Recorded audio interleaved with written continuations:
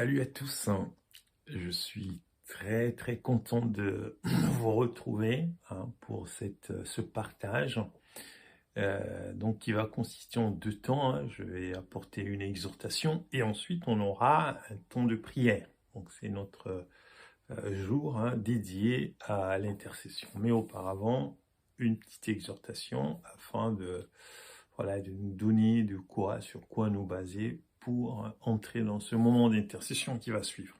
Alors j'espère que vous passez une bonne semaine et que la grâce et la paix de Dieu soient avec vous tous. Avant d'aller plus loin, je vous invite à la prière. Seigneur, je bénis ton nom, je loue ton saint nom, je te rends grâce parce que tu nous donnes encore l'opportunité de nous retrouver autour de cette chaîne, de la chaîne YouTube, pour, Seigneur, passer un temps d'intercession, que ton Esprit Saint nous conduise, que ta présence soit avec nous, Seigneur. Je prie afin que notre cœur soit disposé, Seigneur, pour passer ce temps dans ta présence, que toute la gloire soit à toi et à toi seul.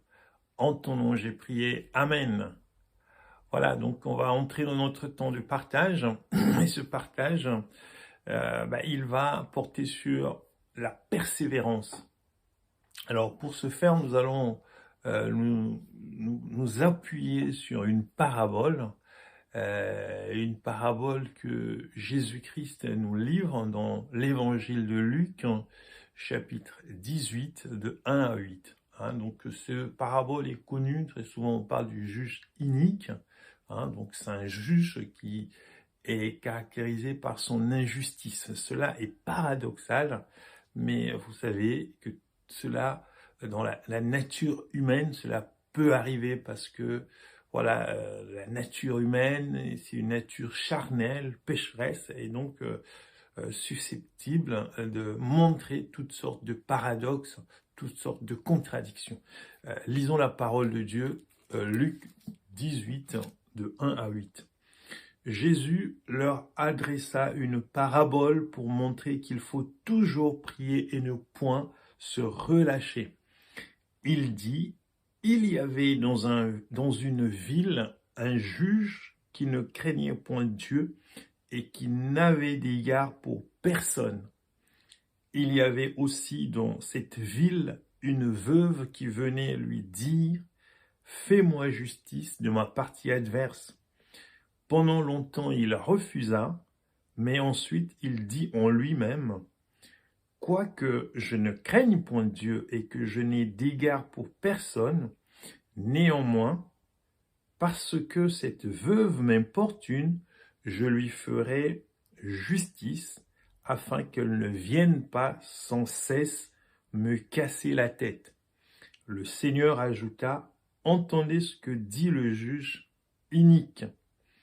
Et Dieu ne fera-t-il pas justice à ses élus qui crient à lui jour et nuit, et tardera-t-il à leur égard?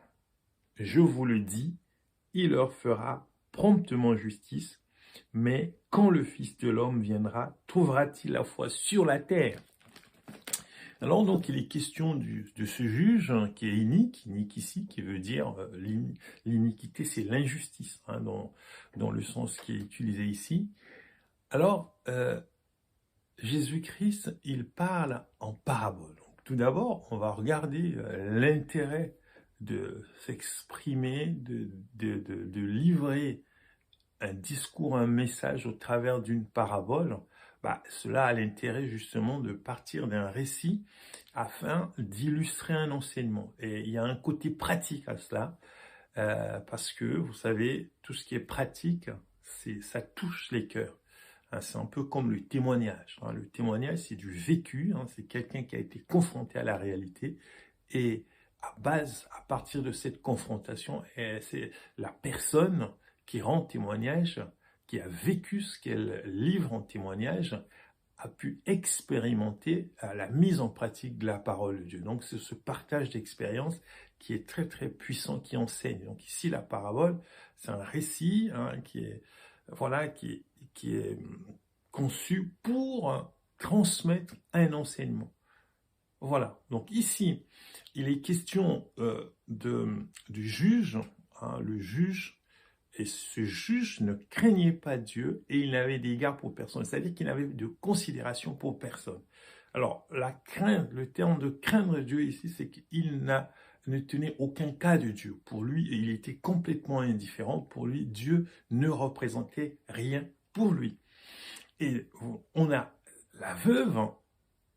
Donc cette veuve, déjà la veuve par son statut, hein, c'est une veuve, un statut fragile, un statut défavorable. Donc cette dame était défavorisée et elle voulait justice face à la partie adverse, face à ses adversaires en quelque sorte. Et donc cette veuve devait s'adresser à la personne qui était censée lui faire justice, hein, pour la rétablir dans sa situation face à la partie adverse. Et donc, en troisième personnage, si je puis dire, troisième protagoniste, c'est la partie adverse. Mais revenons sur la veuve pour vous dire que déjà, dans cette époque, hein, l'époque à laquelle Jésus se trouvait, hein, lorsqu'il était sur terre, ici, cette époque, ou dans le passé, un passé plus lointain, la veuve, c'est quelqu'un de fragile. La veuve, c'est un statut de fragilité. La veuve fait partie des catégories des laissés pour compte. Et d'ailleurs, dans la Bible, hein, on présente Dieu. Dieu est présenté comme le Dieu des veuves, le Dieu des orphelins. Alors, il y a une autre situation dans la Bible, dans le Nouveau Testament, où il est question vous savez, lorsque les disciples se retrouvent à Jérusalem après la mort et la résurrection, la mort, la résurrection et le retour au ciel de Jésus-Christ, les disciples sont confrontés au fait que il y avait des veuves, il fallait s'occuper des veuves, et les Juifs, hein, donc les hellénistes, comme il est écrit dans la Bible, ces Juifs de la diaspora, hein, qui étaient dans la partie grecque, non pas en Israël, à Jérusalem, mais c'est des Juifs de la diaspora qui étaient dans la partie grecque, lorsqu'ils étaient en séjour là, à Jérusalem, ont remarqué que leurs veuves n'étaient pas bien traitées. Et donc, pour surmonter cette difficulté, pour résoudre ce problème, les disciples, les 12, ont donc pris la décision d'instaurer, de mettre en place le service du diaconat, d'instituer les diacres. Et donc, c'est pour juste vous montrer que, à partir d'une situation qui concernait les veuves, on a mis en place le service des diacres, le diaconat. Et donc, c'est pour vous dire à quel point c'était préoccupant. Et même Dieu, dans la manifestation de son amour, s'intéresse beaucoup, hein, aux veuves. Et donc, pour revenir à notre parabole, c'est que cette veuve avait soif de justice. Et elle s'est adressée plusieurs fois à ce juge qui, comme on l'a dit, ne craignait pas Dieu et n'avait d'égard pour personne. Mais cette veuve, elle a insisté. Elle ne s'est pas dit, bon ben moi je suis une veuve et mon statut, c'est un statut qui est défavorable, qui ne me permettra pas d'atteindre gain de cause. Elle n'a pas regardé à son statut, elle a au contraire persévéré, elle a insisté parce qu'elle avait compris qu'elle était dans ses droits. Elle ne s'est pas dit, bon, ce juge, il est inique, hein, il pratique l'injustice, et donc je vais peut-être, je n'aurai pas d'espoir, je ne pourrai pas espérer quelque chose d'intéressant avec lui. Non, elle s'est dit, c'est mon droit, je fonce. Et c'est vraiment un enseignement puissant ici que Dieu nous donne, que Jésus-Christ nous livre au travers de cette parabole. Alors, mon frère, ma sœur, peut-être que tu as un statut comparable hein, à ce statut de veuve. Peut-être que ta situation est comparable à celle de cette veuve. Tu es dans des difficultés hein, de nature différente que la situation de veuve, mais c'est des difficultés qui sont comparables. Alors pour toi, est-ce que c'est la maladie? Pour toi, est-ce que c'est, je ne sais pas, peut-être que tu es en situation de chômage, ça fait il y a longtemps que tu cherches du travail que tu ne trouves pas. Et pour toi, peut-être que ta situation, c'est des problèmes de communication dans ton couple. Peut-être que tu as des difficultés relationnelles dans ton travail. Peut-être que tes relations avec les enfants sont brouillées. Donc c'est autant de défis à relever. Et si pour la veuve, elle devait faire face à un juge qui n'était pas dans la norme, un juge qui était injuste en fait, au fait, qui ne craignait pas Dieu. Or nous, pour ce qui nous concerne, nous avons affaire à aller au-devant du juge juste, le Dieu de justice. Donc si déjà un juge qui n'est pas juge a donné gain de cause à la veuve, à combien plus forte raison notre Dieu qui est le Dieu de justice ne nous rendra pas justice face à cette situation que nous traversons. Et ce qui a conduit cette veuve à obtenir gain de cause, c'est sa détermination, c'est son courage, c'est sa persévérance. Et donc derrière tout cela, en tant que chrétien, il y a l'action de la prière, et la prière faite avec foi. Et aujourd'hui, mon frère, ma sœur, ne regarde pas ta situation. Ne te dis pas, mais oui, mais moi, dans mon cas, personne ne me regarde, personne ne s'occupe de moi. Aujourd'hui, au travers de cette parabole, au travers de ce message, Dieu te dit, moi, je suis là pour toi. Je connais ta situation et j'en ai conscience. Et il t'encourage à ne pas baisser les bras. Et il t'encourage, mon frère, ma sœur, à persévérer, à être toujours déterminé. Ne regarde pas ta situation. Ne te dis pas que, comme je suis malade, tout est fini, plus rien, je n'ai plus d'espoir. Non, en Jésus-Christ, en Dieu, il y a toujours de l'espoir. Il y a cette parole de 1 Pierre, chapitre 5, verset 7, qu'on peut lire, qui est une parole d'encouragement. Qu'est-ce qui est dit? Humiliez-vous donc sous la puissante main de Dieu afin qu'il vous élève au temps convenable. Et donc le verset 7 qui est intéressant, et déchargez-vous sur lui de tous vos soucis, car lui-même prend soin de vous. Alors, mes bien-aimés, je vous encourage à vraiment vous approcher de Dieu.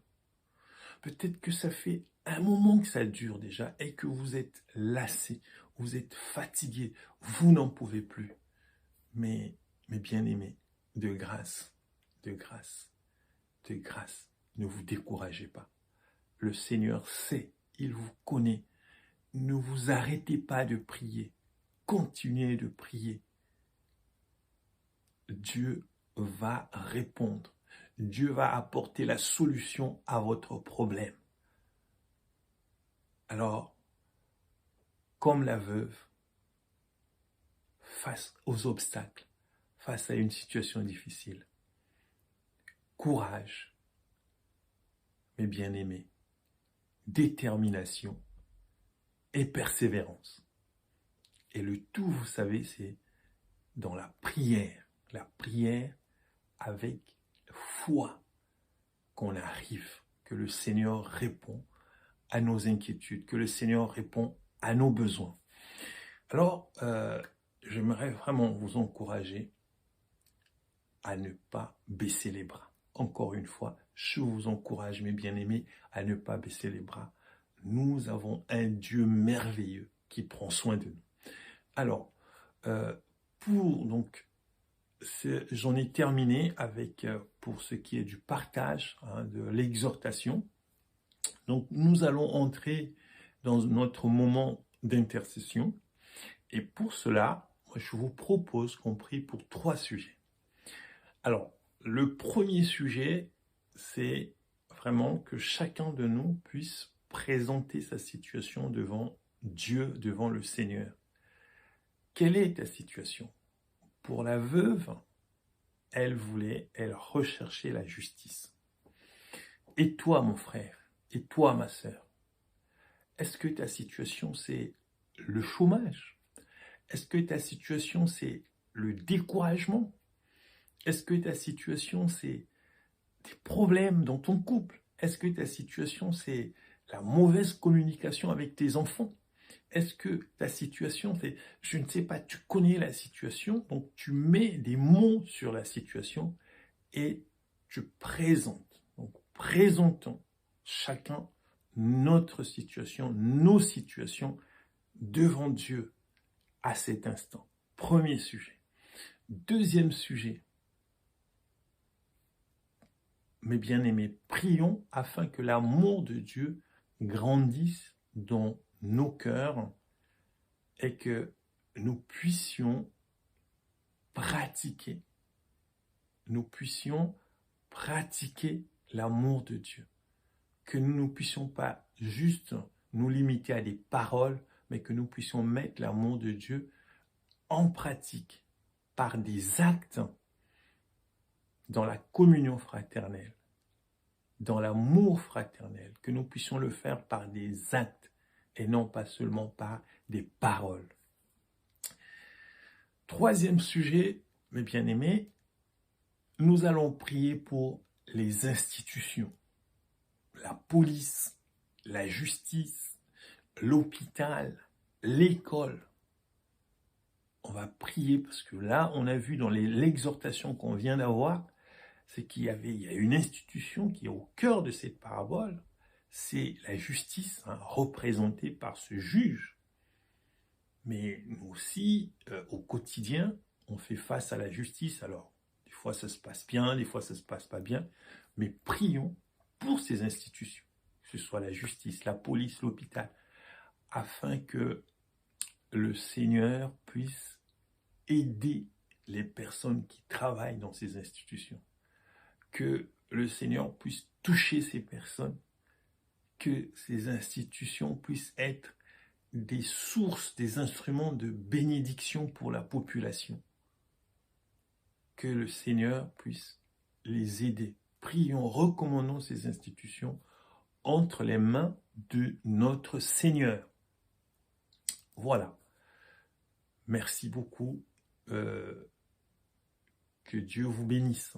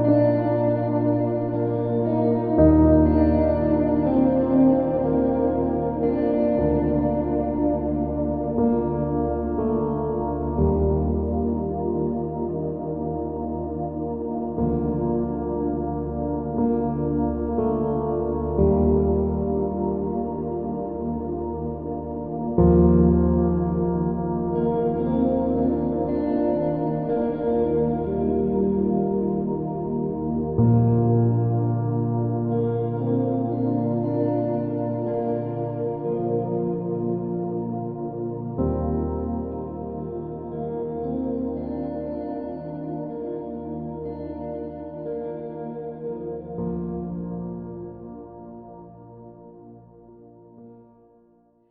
on va prendre un temps de prière maintenant. Prions l'Éternel. Seigneur, je bénis ton nom, je te rends grâce, je te remercie pour ce temps de partage. Seigneur, merci pour l'œuvre et l'action du Saint-Esprit en nous et dans ton Église. Je viens te présenter, Seigneur Jésus-Christ, les situations de chacun de nous, Seigneur, comme cette veuve qui s'est adressée à un juge qui plus est inique, a obtenu, Seigneur, la réponse à son problème. Nous nous adressons à toi, le Dieu, le juste juge.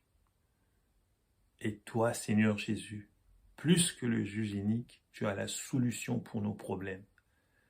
Et Seigneur, je te rends grâce par avance, Seigneur, de ce que tu vas faire dans la vie de chacun de nous. Seigneur, que par le Saint-Esprit, nous soyons déterminés, nous soyons courageux, nous soyons, Seigneur, persévérants. Oui, mon Dieu, mon roi, que notre fidélité augmente envers toi.